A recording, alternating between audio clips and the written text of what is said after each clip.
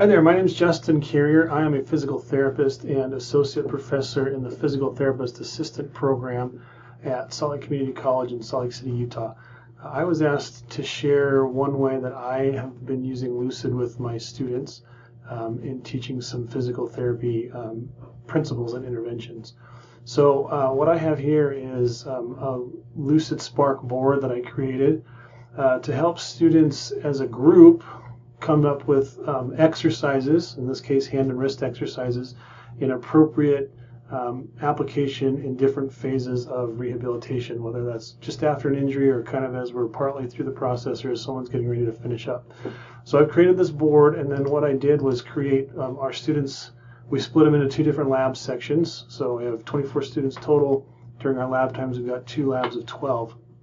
So I took my main board and copied it in for the two separate labs.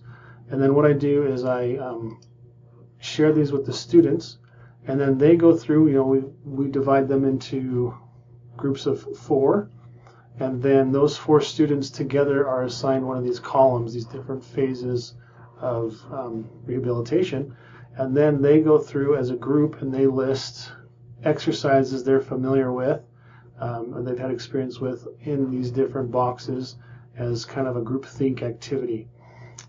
And then what we do after that is, first of all, this is then available for students in that lab section to reference later on if they need some exercise reference ideas. It also gives us a base to discuss. So after they've filled this out, we'll kind of go through and say, okay, are there any exercises on here that someone's not familiar with?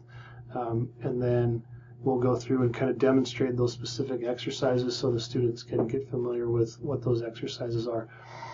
But I like this because it helps the students not only visualize kind of where these exercises fit along our rehab phases of rehab and working with a patient, but also gives them an opportunity as a group to kind of come together, not only for these separate phases as in those groups of 4, but then as the entire group with what exercises they've all come up with, and then gives us an opportunity to discuss if we've got any gaps in knowledge or understanding, and then also serves as a reference as they're coming up with intervention plans and exercises for patients. They can come back and refer to this.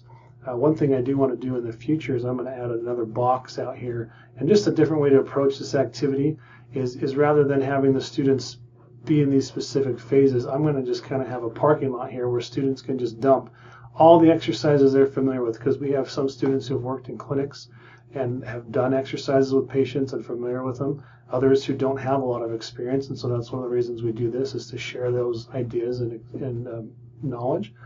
So I'm going to have them dump those exercises in this box, and then from this box, as a group, we can drag and drop the different exercises into where they think they fit into these phases, and again, discuss if they're not familiar with a particular exercise, do some demonstration and some discussion on what that exercise looks like.